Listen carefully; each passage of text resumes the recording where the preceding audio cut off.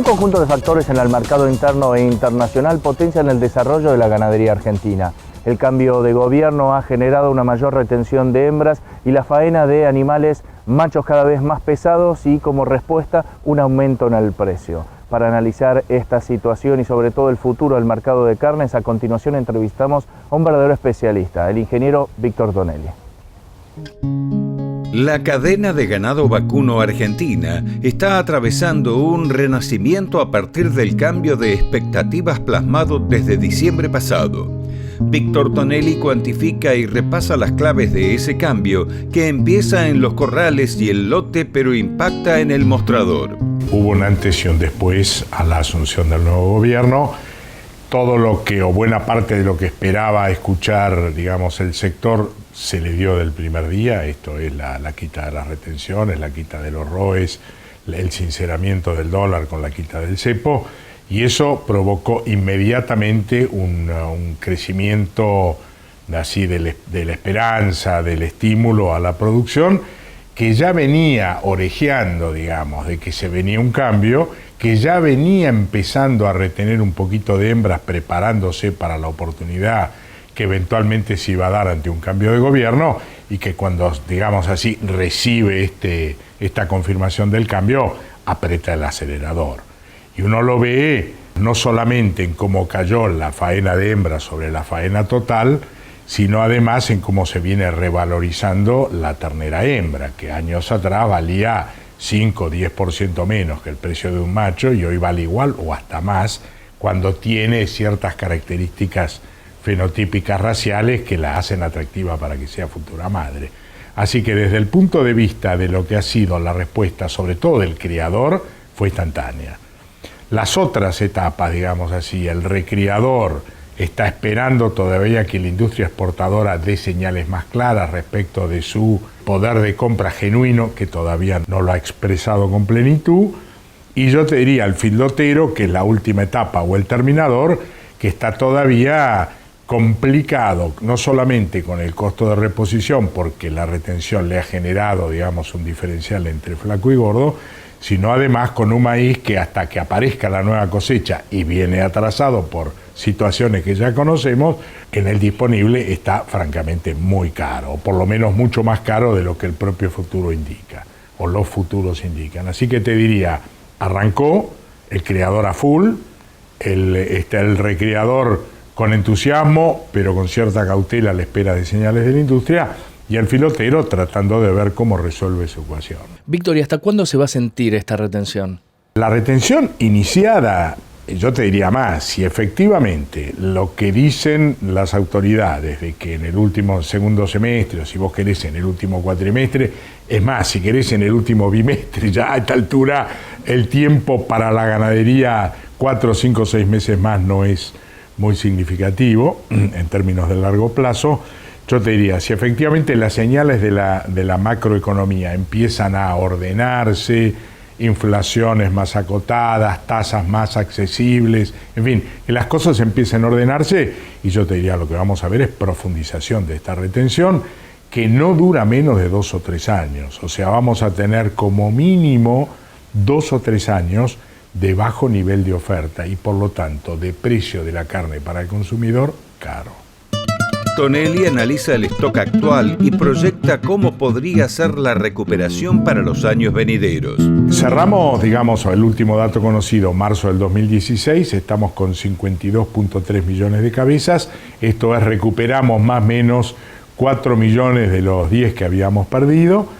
El proceso de retención que ya se inició está generando un crecimiento del stock, y esperamos que en el 2018, esto es en 2 años, estemos en algo parecido, 54 millones a 55 millones de cabezas, que la verdad, si en paralelo mejoramos los índices de tracción del rodeo, es un número muy atractivo. Uno dice, con la cantidad de vientres actuales, más o menos 23 millones de vientres, pero con una marcación del 62, estamos logrando 18 millones de terneros. La verdad que con 55 millones en el stock y con una extracción del 67-70% podríamos estar en 80. Y en esa cifra, haciendo las cosas bien y faenando más pesado, te aseguro que estamos jugando en primera de nuevo, ¿no? ¿Y hacia dónde se tiene que llevar el peso final de faena para ser más eficientes, no solo en el lote, sino también en la industrialización? La Argentina tiene, digamos así, peso de faena relativamente estables por categoría. Entonces, el problema es qué proporción de la faena tiene cada una de las categorías. El novillo más o menos siempre ponderó en torno de los 280 kilos res, pero el ternero y el novillito está cercano a los 200, 210 kilos o un poquito menos. Entonces, el problema de los últimos años es que hemos perdido la mitad del stock de los novillos y que la proporción de la faena de animales jóvenes y livianos subió mucho más. Entonces, en la medida en que empecemos a bajar, que ya se está viendo, la faena de los animales jóvenes y livianos y empecemos a recuperar la faena del novillo, vamos a ir recuperando peso final promedio de faena. ¿Dónde estábamos y dónde creo que vamos?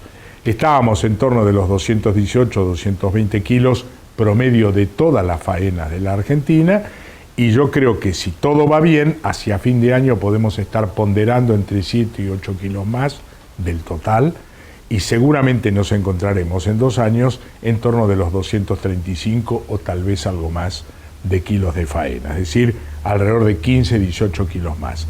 Todavía lejos de Uruguay, que está en 250. Pero estas cosas llevan mucho tiempo y los procesos en ganadería son lentos.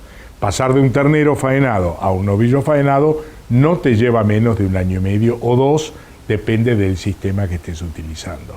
Así que la verdad es que nos encontramos en un proceso de cambio con muy poca materia prima y la recuperación del protagonismo exportador va a ser lenta. Además de incrementar el rodeo nacional, otra de las claves será aumentar el peso de faena. Tonelli opina sobre los kilos del animal faenado y la calidad de la carne. Yo, a esta altura de mi vida, que sabés que peino canas, los pocos pelos que me quedan se empiezan a poner plateados, y te diría que los muchos pelos que perdí, los perdí en la industria, con las marcas, con Cabañas Lilas y tratando de entender la actitud del consumidor. Yo te diría, el consumidor se volcó al ternero o al animal liviano porque es la única manera de garantizarse de encontrar un animal cuya carne al plato le resulte tierna. Y esto es básicamente porque seguimos todavía abasteciendo al consumo con medias reses sin procesos de maduración. Cuando hicimos las lilas, hace de esto ya 30 años, nosotros utilizamos para el mercado interno y para la marca de las lilas los cortes que quedaban de la exportación liviana, pero exportación al fin. Es decir, se trataban de cortes provenientes de novillos de 420, 440 kilos, que es lo mínimo, te diría, que se requiere para empezar a exportar. Y la verdad es que no solamente tuvo éxito, sino que marcó un camino de carne emblemática de calidad. Así que me digan que Doña Rosa solamente va a estar contenta si come carne de ternero, me parece una falta de respeto. Yo diría, Doña Rosa lo que necesita es carne de calidad, de buen color, con buena presentación y tierna. Y esto se logra igual en un ternero o en un novillo, cuyo proceso de producción haya sido adecuado. Tonelli analiza la demanda internacional de carne vacuna y encuadra cómo impacta el final de las restricciones a la exportación de carne argentina. El beneficio es como un círculo virtuoso, porque en realidad para el productor, en la medida en que ahora sabe que va por la autopista del mundo, que ahora vuelve al mundo después de 10 años de estar mirándose el ombligo, sabe que no tiene límite para crecer en producción sin que este crecimiento le afecte después a una sobresaturación de un mercado interno, que es muy bueno, pero que es limitado. Ahora tiene el mundo para vender, un mundo que sigue creciendo, que va a crecer por encima de la capacidad de los países que puedan abastecerlo y con precios muy firmes. En esa autopista internacional, el productor sabe que puede volver a crecer, que puede volver a hacer la recría de la cual tuvo que salir por esta exigencia de producir animales jóvenes y livianos, que es la etapa más rentable de la actividad, en la cual todos ganan, que el frigorífico sabe que va a poder tener un volumen mucho más alto de animales y además más peso por cabeza, eso le baja costos operativos significativos en el proceso industrial, y al consumidor, insisto, en la medida en que todo este proceso se haga siguiendo tecnologías totalmente conocidas, en donde la recría se haga con niveles de ganancia de 700 gramos por día, y en donde termine faenando un animal con 20, 22, 24 meses de edad, de buena raza y bien terminado, te diría, ganan todos.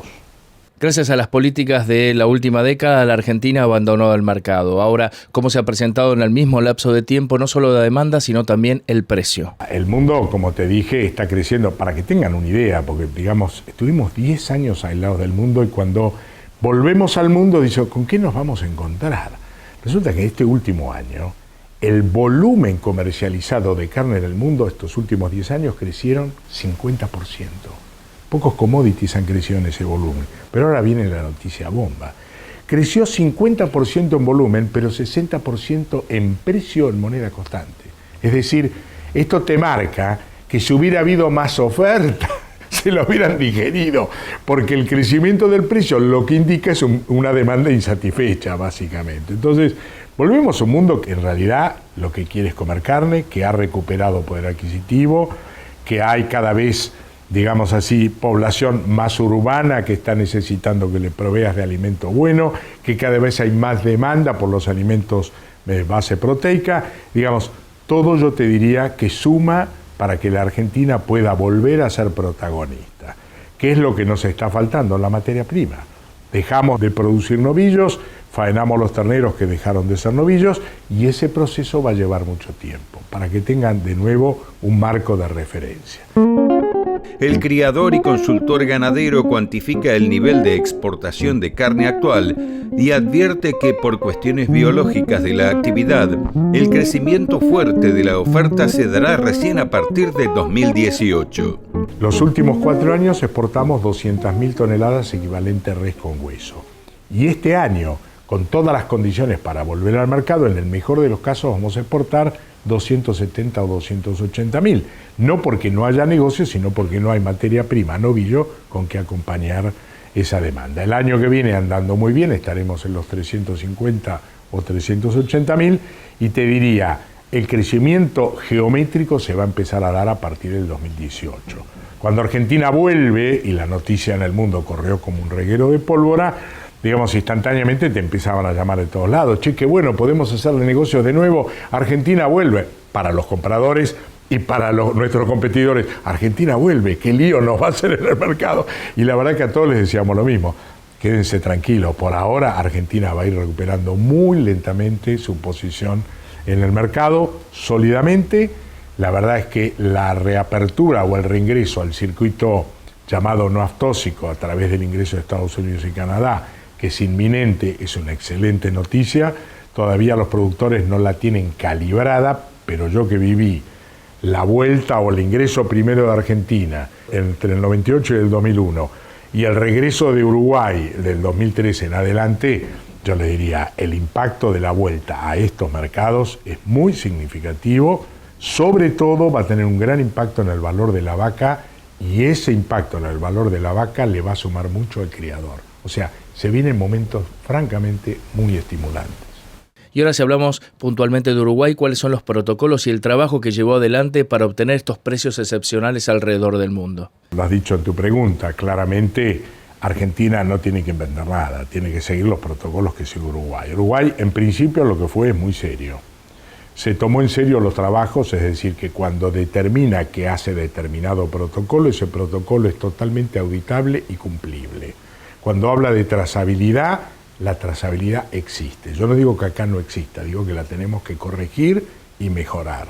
Cuando habla de protocolos de calidad sanitaria, cumple absolutamente con todo y además lo terceriza para que vengan a auditarlo. Cuando habla de productos con valor agregado, ya sea desde una raza o una marca, o por ejemplo, la novedad uruguaya, el Never Ever 3, no antibióticos, no subproductos de origen animal, no promotores de crecimiento, que tiene un enorme suceso en Estados Unidos, es que es creíble. Entonces Argentina tiene calidad, tiene productores, tiene frigoríficos, tiene gente avesada, tiene ahora autoridades comprometidas con el tema, lo que necesita es recuperar credibilidad, creérsela y hacer las cosas bien. Esto de discutir si trazabilidad sí, trazabilidad no, me parece que es una pérdida de tiempo. Confío realmente en que el gobierno vaya avanzando tecnológicamente para ir liberándolo de las trabas burocráticas al productor. Eso va a ayudar mucho, pero también el productor tiene que sentir que tiene que ser serio y que el día que le digan, che, mañana voy a tu campo, no deje de dormir a la noche. Tiene que estar tranquilo, que hizo las cosas bien y puede recibir las visitas. ¿Y cuáles son los destinos de esta carne uruguaya que se está posicionando mundialmente? Y a Uruguay, para que tengas una idea, está en todo el mundo, salvo en Japón, que le faltan meses o años, nada. Ha avanzado muchísimo, con lo cual ya conquistó al mundo. Está en un estatus casi similar a Australia, Nueva Zelanda, Canadá y Estados Unidos. Nosotros estamos reingresando a este circuito no aftóxico a través de Estados Unidos y Canadá, luego iremos a México, luego iremos a Corea, luego iremos a otros lugares. Pero digamos, esta vuelta a este circuito, que es el 45% del volumen, pero el 55% del valor total de las exportaciones, es muy importante. Tonelli analiza la demanda mundial y repasa las fortalezas que aún conserva en el mundo la carne argentina, a pesar del mal paso de los últimos años. Argentina, afortunadamente, digamos, en el trading se portó muy mal y los operadores, digamos, se sintieron muy golpeados cuando Argentina incumplió, más allá de que no era un problema de los particulares, pero la verdad que Argentina dejó de entregarles, dejó de cumplir compromisos, etcétera, y en el trading, digamos, tiene que recuperar esa confianza. A nivel del consumidor, todavía hoy, vayas al país que vayas y preguntes sobre cuál es la carne emblemática, la mayoría te va a decir Argentina. No hemos perdido ese símbolo de calidad, lo tenemos que usar con muchísima fuerza. Hoy, de nuevo, vas a China o vas a Japón, aunque nunca hayan comido carne argentina, o a Europa o donde sean, y le decís Argentina, te dicen carnes, chicas y fútbol, en el orden que quiera, digamos. Pero la verdad que eso nos reconoce, o sea que la carne es un producto emblemático argentino. ¿Qué cosas debemos hacer? Yo creo que ya en el terreno, digamos así, del deber ser, Argentina tiene que enfocar dos temas centrales con urgencia, seriedad y compromiso. El primero es resolver la informalidad sanitaria, previsional y fiscal, sin la cual no hay futuro para el sector. Esto es un deber que ya el gobierno está mostrando señales de inicio, pero que tiene que profundizarlo y acá no duela el callo al que nos pise, hay que hacerlo. Y lo segundo es tener una excelente representación diplomática, comercial, negociadora en el mundo, no solamente para resolver los problemas coyunturales del día a día, sino para hacer todas las negociaciones que haya que hacer para que efectivamente se bajen las trabas, los aranceles, los ingresos, etcétera, etcétera. Hay mucho trabajo por hacer, confío en que estos funcionarios, muchos de los cuales conozco y son muy capaces y talentosos para hacerlo, que asuman ese compromiso y que por supuesto a mis pares, al sector privado, que también asuman el compromiso de acompañarlos en ese desafío.